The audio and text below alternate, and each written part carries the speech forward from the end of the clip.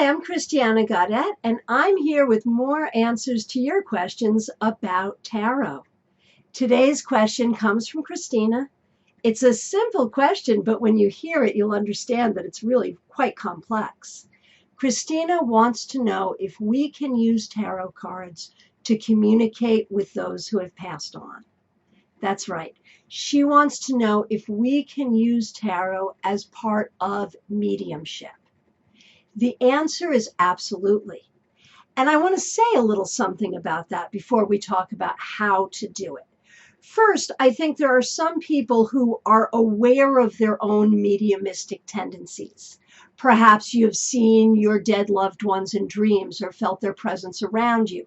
Perhaps you've received direct communication for yourself or for someone else. There are also people who would very much like to have these skills but haven't yet had these experiences. Whichever category you fall into, working with tarot will help you connect to your own psychic ability and will help you connect with those who are in spirit. Early on in my tarot career, I hadn't really thought about using tarot this way until a client asked me if I could share information about a loved one in spirit.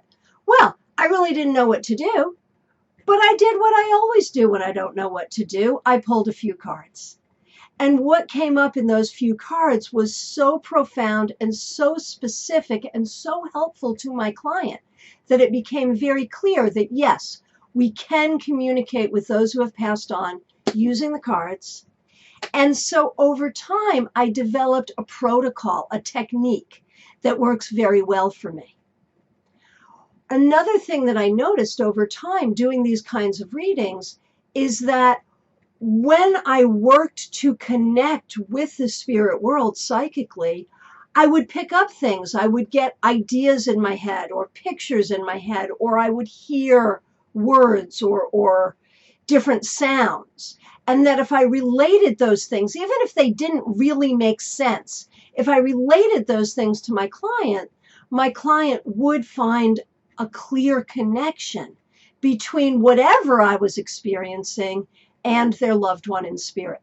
So I recognized that as we open up to do these kinds of readings, we'll start to get some real psychic experiences. Now, eventually, something else would start to happen. When I was just doing a regular reading, even a reading without a question, just doing a general reading, sometimes I would start to feel the presence of my clients' loved ones in spirit. Sometimes that would show up in the cards. Maybe a court card would reference a person in spirit, or a card like the Empress to represent a mother or a grandmother who had passed on. Sometimes it would just be a feeling I would get. So now I know that in a reading, it is always possible that I will have a mediumistic experience, whether or not that's what the client's looking for. And I think that may happen for you too, that if you start reading the cards this way, that information will just start to flow whether or not you ask for it. And that's not a bad thing, is it? It's a way of giving a very comprehensive reading when we can get a sense of what's going on in that spiritual realm for our client. So let me share with you at this point a little bit about my tarot technique that I've developed for this. And, feel free to use this technique, to modify it, to take some ideas from it and develop your own technique, whatever works best for you. And recognize that as you're doing these kinds of readings, that you really want to pay attention. Pay attention to what you feel, to what you hear, to what you see. And again, be willing to say what you see, but be willing to say what you see in a way that is helpful rather than hurtful. Now, let me share my technique with you. When a client asks about someone who has passed on, so let's make up a person. Let's say our client wants to know about their friend, and their friend who has passed on is named Fred. So we want to know about Fred. So the first thing I would do is I would sort of ground and center and focus on Fred. And the first thing I would ask is, okay, who was Fred in life? Now, obviously, a couple of tarot cards cannot the story of a whole life tell. However, the cards that will come up and answer this question will give us some information that will be pertinent, something that will help the client understand more about Fred, something that will help the client connect more with Fred, something that will help me understand Fred's energy. So, as an example, let's see what might come up. Who is Fred? And what I do is I just pull a couple of cards. 1, 2, 3, 4, whatever feels good, usually not more than 4, 5, or 6. And I may look first at the first card and take the energy of that first card as a very strong energy. I might use the subsequent cards to modify it, depending on how I feel about the cards. And so the first card that came up, the 8 of Cups, that would make me say that Fred is someone who died young. And it would make me say that Fred may have been aware that he would be passing. He may have had an illness or for some other reason been aware of what was happening. Now, often when I do this, I'm really looking for character. What about this person's character? And when we look at the 9 of Wands, that's a person who's pretty loyal. We see that he's a loyal person. We see that he's a loyal person, but we also see that he's someone who didn't have an easy life, someone who had some wounding, some difficulty. This makes me wonder when I put these two cards together if in fact he died in an accident. Now remember, we're not looking for mode of death here specifically. We're looking at who this person was. And so we'll take that information, but let's look a little further. Now, again, with that 9 of Wands, it may have been he was not always the most patient person.